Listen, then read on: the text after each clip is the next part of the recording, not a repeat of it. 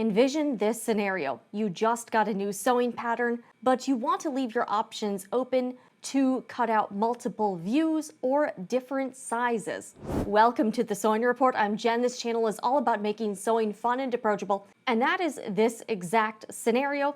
I just got this pattern. It's the Grainline Studio Augusta shirt and dress.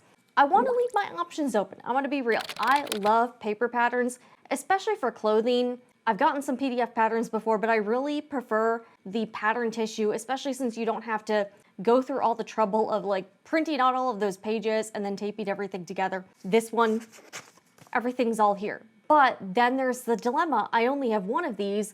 This is a shirt and dress. What if I want to make the shirt first and then I want to make the dress later on? There's also different sleeve options. I could do short sleeves or long sleeves. So that is where tracing paper comes in, and that is the focus of today's video. I've had these 2 rolls of tracing paper forever, and they're still just fine, perfectly good. And by the way, this video is not sponsored, but I will be linking to a lot of the products I'm using in the description box. They are affiliate links. Thank you in advance. What I'm going to be doing is, instead of cutting into the pattern tissue itself, I'm going to be tracing pieces and then making new pattern pieces so the pattern tissue stays intact. That way I can use it again in the future. I could do different sizes, still have everything as is. Looking at the back of the envelope here, I'm probably like a size 8 with Grainline Studio sizing.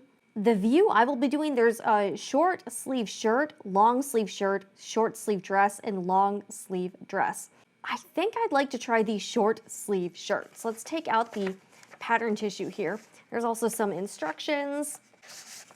Here's what it's going to look like. I have not made clothing in a really long time, but this is one of my 2025 sewing projects. I just thought this looked really cute. It doesn't look super difficult, even though it says intermediate. And for copyright reasons, I'm not going to show you the entire pattern, just like a little portion of it, just so you get the idea of what I'm doing. Yeah, they've come a long way. I remember when Grainline was printing out on heavier paper, and it looks like they've switched to more standard sewing tissue paper. So we'll just do one of these. I'm never going to get this back into the package here. That's, yeah, not going to happen. All right, and I'll do a small piece just so we can, this video doesn't take forever. Okay, so we'll do the sleeve here. Wow, there's a lot of tissue paper here. BRB. All right, this is a bit more manageable. I have some of the pattern tissue unfolded and spread out. It's still a bit hard to work with. This is a huge piece. What I'm going to start off doing is cutting. I'm not going to be cutting the pattern pieces out precisely, but I'm going to be cutting kind of loosely around the entire piece so that I have something a little easier to work with. So I've just got these craft scissors. The other thing with pattern tissue is that sometimes it can be kind of wrinkly. So another tip is you can gently press them. So take an iron, warm, not super hot setting, and just press it flat to get any creases out, or you can see there's some wrinkles here, so that'll be a little bit easier too. So I'm gonna demonstrate this little sleeve piece here, so that's what we will do. And you can see I'm just sort of loosely, again, doesn't have to be exact at all because this is just to get these pieces apart. I just find it's easier to fold up the pieces when you're just folding up that one piece and not the entire, because I'm never going to be able to get this entire pattern tissue folded back the way it was. That's just the reality of it. All right, and then I'm just going to put this aside, and then I'll meet you back here again. This is just comically overwhelming. Okay, this is much better. This is the short sleeve main fabric, so I'm just going to smooth it out with my fingers here a little bit. Okay. This is just one piece, but obviously this could apply to all of the other pieces. I'm just going to be demonstrating on one to show you. So I've got my tracing paper. And let's see, will this reach across? So I'm just going to cut a piece that I know will be big enough to cover my entire pattern piece here. So here is my tracing paper. It's translucent, so you will be able to see the marking lines. And these are just washers I got at Home Depot. They're fairly good pattern weights and they're really cheap. So if you don't want to pay a lot of money for pattern weights, don't. And just position the tracing paper over the pattern piece like this. All right, make sure you can see everything.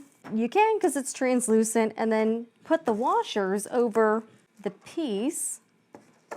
We're gonna start tracing. This is a bit tedious, I'm gonna warn you.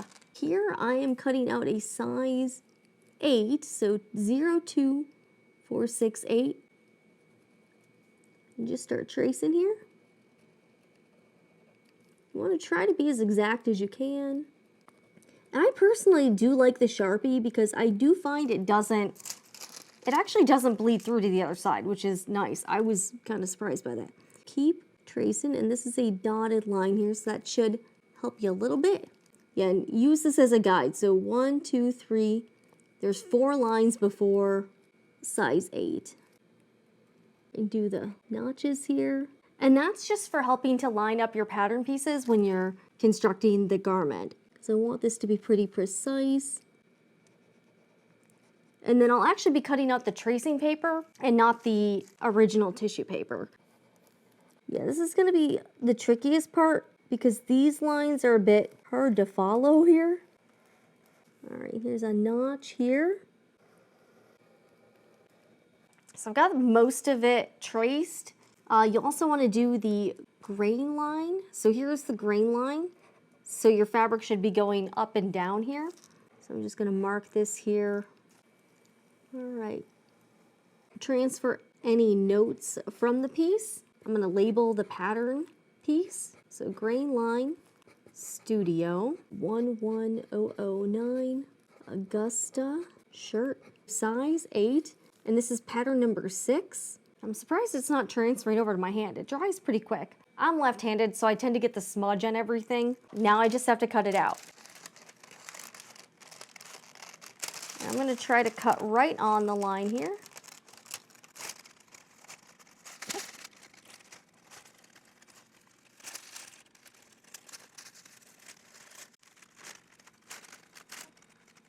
It's almost done here. The paper's a little bit curly right off the roll, but over time it's gonna flatten out a bit. So give it a moment here.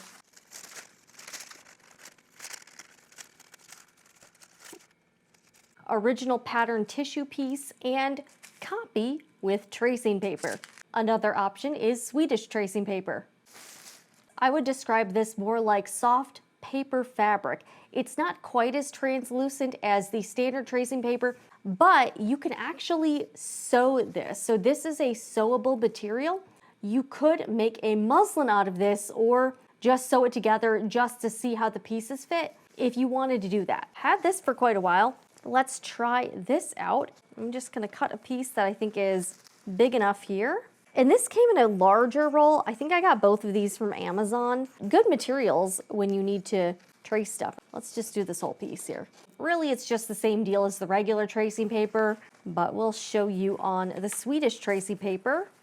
This one's a little bit harder to see just because it's not quite as translucent. It's got a bit more opacity to it.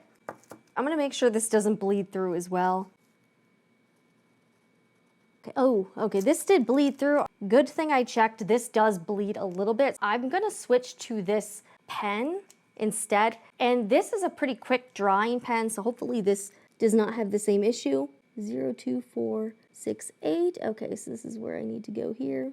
Little notches here. Yeah, really glad I checked because I did get a little bit of bleeding, so that's kind of a bummer. It's just like one, oh boy. Oh, and it bled through to the, we're gonna have to clean that up. It did bleed through to my cutting mat. That kind of stinks. So just know that for the Swedish tracing paper, do not use a Sharpie with it because it will bleed through a bit. So good to know, I guess. The pen is actually working a little bit faster. And this is actually a pen, this is for left-handed people. And it's supposed to be like ergonomically more comfortable or something. And the ink is pretty fast drying. It still will smudge a bit on my hand, but it's not as bad as other pens. So if you are left-handed, I will link these because I do like the pens.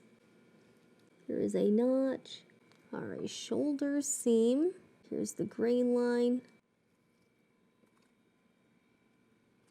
Okay, and then we're gonna label this the same. Okay, grain line Studio. All right, this is piece number 6. Let's cut this one out too.